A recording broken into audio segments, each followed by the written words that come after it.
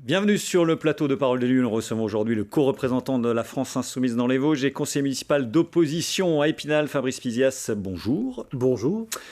Papa cheminot syndicaliste, la lutte sociale, on a envie de dire que vous êtes né dedans, on peut résumer ça comme ça? Oh, je suis né dedans, absolument, oui. Je viens de Dames-le-Vierre, donc il y a une ville qui a toujours été... Meurthe-et-Moselle. En Meurthe-et-Moselle, absolument, qui a toujours été de gauche, même de gauche radicale, encore maintenant d'ailleurs, et c'est vraiment de là que je viens. Mon père était donc syndicaliste CGT, comme vous l'avez souligné, et évidemment je suis né dedans, et en plus, je dirais que là-bas, les habitants votent de droite, votent à gauche. Alors, Contrairement à ici peut-être. La lutte sociale, donc tout petit déjà, la lutte écologique également. Aujourd'hui, vous êtes sur la ligne Mélenchon, c'est-à-dire pas de lutte sociale sans progrès écologique. Vous mêlez les deux? Bien sûr, c'est lié. La lutte sociale et la lutte écologique, ça va de soi pour protéger la planète, pour protéger les humains qui vivent sur cette planète. Il faut les deux ensemble. Alors c'est un mouvement, on va repréciser les choses. La France Insoumise, ce n'est pas un parti politique puisque votre parti, c'est le parti de gauche. On va également préciser les choses. Vous êtes co-représentant LFI dans les Vosges avec Karine Frère, sans être forcément sur la même longueur d'onde. On va pas refaire il y en a d'autres. On va pas refaire l'histoire, mais Karine Frère qui soutenait l'appel inédit d'Aurélie Filippetti lors des dernières régionales. Vous étiez avec Eliane Romani du côté du Pacte. Est-ce que ça a laissé des traces? Qui est aujourd'hui à la tête de la France Insoumise? Est-ce que vous vous parlez? On se parle, oui, bien sûr, mais il n'y a personne à la tête de la France Insoumise dans les Vosges. Il y a plusieurs représentants. Il y a François-Xavier Vagne, il y a René-Lise Rottiot, il y a Karine Frère, il y a Fabrice Pizias, il y a Elisabeth Becker. Donc mais c'est vous qu'on voit quand même le plus souvent dans les médias chez nous, comme chez nos confrères de presse écrite. Parce que ça fait depuis 5 ans que l'on tient la France Insoumise dans les Vosges au niveau de la presse. Et c'est vrai que c'est souvent moi qui suis invité, mais il n'y a pas de souci à ce niveau-là. Alors des divisions qui m'offrent une transition toute trouvée sur celle de la gauche en général pour la présidentielle, ça n'a échappé à personne évidemment. Chez vous c'est simple, Jean-Luc Mélenchon a décidé tout de suite d'y aller et a refusé toute possibilité éventuelle de fusion ou dans tous les cas d'accord avec d'autres partis de gauche. Vous étiez totalement sur cette ligne-là vous aussi? Ah oui, tout à fait, oui. Et puis comme M. Jadot d'ailleurs, il a fait exactement la même chose. Hein. Et si on veut parler de la primaire, donc c'est Mme Taubira qui a engagé cette primaire. Elle a gagné la primaire qu'elle a engagée. Voilà, dont acte, mais je veux dire, ça n'entre pas en cause, quoi. Je veux dire, c'est normal qu'on y aille seul, en tout cas pour le présidentiel. C'est normal parce que, on va rappeler le score de 2017, 19,58, quatrième position, juste derrière François Fillon. Tout à fait, juste derrière. Et à Épinal, d'ailleurs, on avait fait 21%, égalité avec François Fillon. Et il aura manqué finalement 600 000 voix pour être au deuxième tour. Oui. Donc c'est aussi ça qui fait qu'aujourd'hui, vous pensez que Jean-Luc Mélenchon est totalement légitime? Ah mais il est totalement légitime, et puis il est en position, on le voit dans les sondages, on le place dans certaines... Il est quand même en dessous de ce qu'il a fait en 2017, forcément, avec l'éclatement de ce qu'on vient de dire. Hein. Pour l'instant. Notre campagne, elle monte en puissance. Vous allez voir, le 20 mars, il y aura un grand meeting à Paris. Vous verrez, à chaque fois que Jean-Luc Mélenchon fait un meeting, ça monte tout le temps. Alors vous êtes encore loin quand même, hein, dans les intentions de vote. Il vous manque 5, 6, 7 points pour aller chercher le deuxième tour. Hein.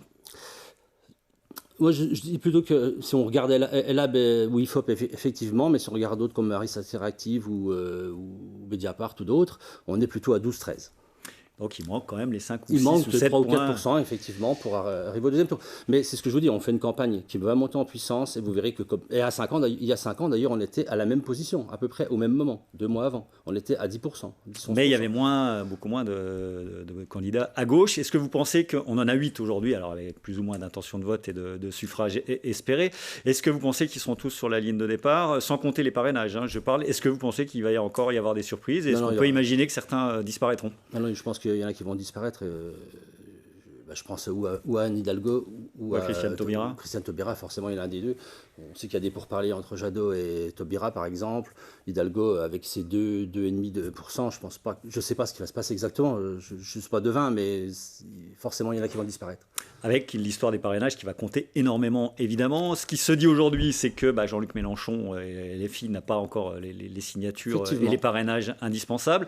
Donc peut-être que les autres candidats de gauche attendent un petit peu de voir ce qu'il en est de ce côté-là également. C'est un peu votre analyse? C'est peut-être mon analyse, effectivement. Peut-être qu'Anne Hidalgo ou Taubira attendent cela. je suis confiant. Je pense que. Alors on en est où? Clairement, on en est où? Clairement, on a 258 effectivement donc à jeudi dernier. Donc demain mardi, on aura d'autres les prochains résultats. Donc nous, on travaille énormément dans les publications 2 fois par semaine. 2 fois par semaine, le mardi et le jeudi, absolument. Le Conseil constitutionnel. Donc il faut faire le plein avant le 4 mars. Exactement. Il ne reste plus que 15 jours, 3 semaines. Donc franchement, je dirais pas qu'il y a panique, mais quand même, on se pose vraiment des questions. Nous, on appelle les maires qui nous ont fait des promesses, parce que ça fait 4 mois qu'on travaille là-dessus, à 3 ou 4.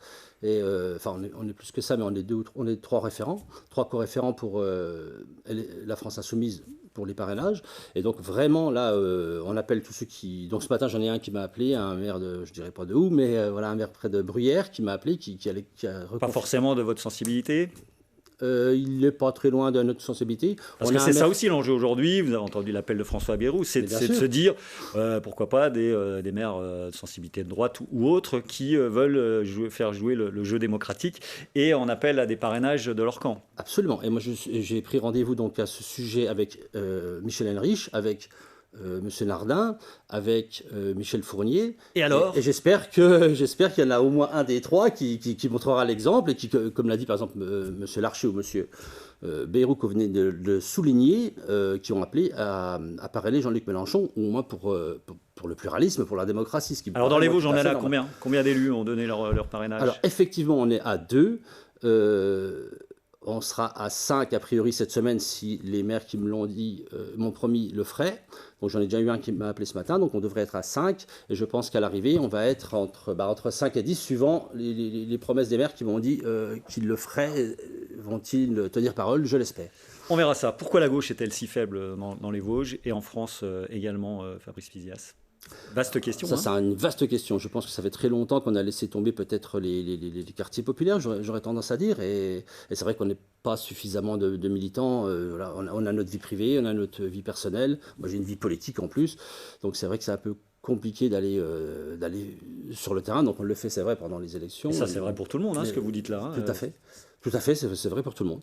Et peut-être qu'on n'a pas su s'en mettre en question suffisamment. C'est difficile.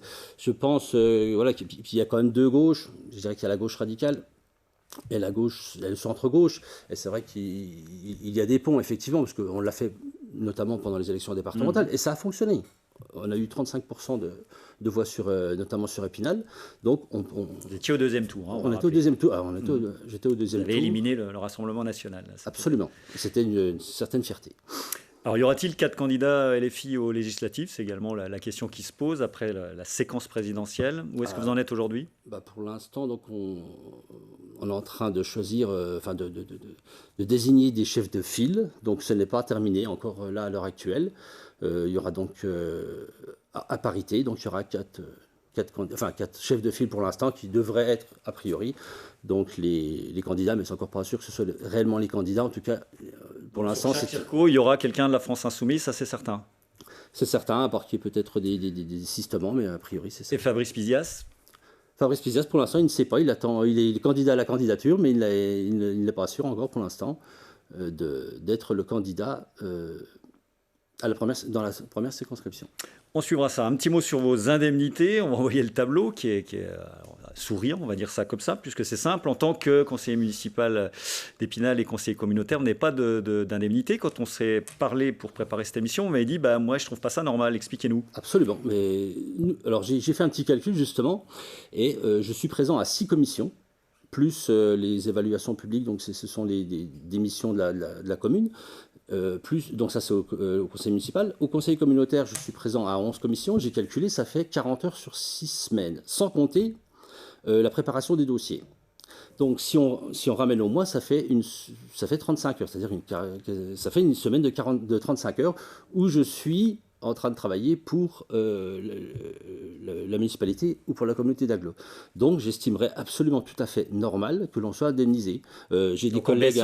Les indemnités des vice-présidents et des présidents ou des maires, c'est ça l'idée? Partager le gâteau avec le plus grand nombre, c'est ça l'idée? Oui, la loi le dit comme ça, donc oui. Moi je vois sur Épernay, qui est une ville à peu près équivalente à celle d'Épinal. J'ai des collègues de la France Insoumise qui sont élus municipaux, qui sont élus communautaires communauté d'agglo, ils ont entre 200 et 250 euros d'indemnité. Dans les villes de plus de 100 000 habitants, c'est obligatoire. Notre communauté d'agglo fait plus de 100 000 habitants. Pourquoi n'avons-nous pas d'indemnité? La question reste posée. Il nous reste une petite minute sur vos mandats locaux, justement. Vous êtes dans l'opposition, donc quel rôle pouvez-vous jouer? Est-ce qu'on vous écoute? Est-ce que vous avez le sentiment d'être utile à la collectivité aujourd'hui? Alors, il y a le travail de commission, hein, il y a les deux aspects. Est-ce qu'aujourd'hui, vous êtes écouté et est-ce qu'on vous entend? Oui, je pense qu'au conseil municipal, en tout cas, on nous entend. La communauté d'agglomération, c'est un peu plus difficile, effectivement. Mais en tout cas, au conseil municipal, oui, nous avons, avec Anne-Sophie, été bien accueillis. On pensait peut-être qu'étant la France insoumise, qu'on nous jette des regards. Non, non, pas du tout. Ça s'est très bien passé. Et on apporte nos idées et quelquefois, c'est retenu. Notamment, je dirais, ça c'est plutôt pour la communauté d'agglo, mais notamment pour le grand plan mobilité qui est en train de se construire. Nous avons apporté des idées, elles sont retenues et là-dessus, on est assez satisfait. Mais c'est vrai que le conseil communautaire, c'est un peu plus compliqué. J'ai l'impression des fois d'être... un peu seul au monde, notamment sur le bassin d'eau vive ou... Sur le bassin d'eau vive, au départ, on était une quarantaine, je me rappelle au tout début, à être contre ou en abstention. Et à la fin, je me suis retrouvé le dernier à voter contre. Donc ça... C'était assez intéressant. Merci Fabrice Piziaz, merci à vous. Invité de notre émission Parole d'élu. On se retrouve la semaine prochaine pour un autre entretien politique comme chaque semaine. Au revoir.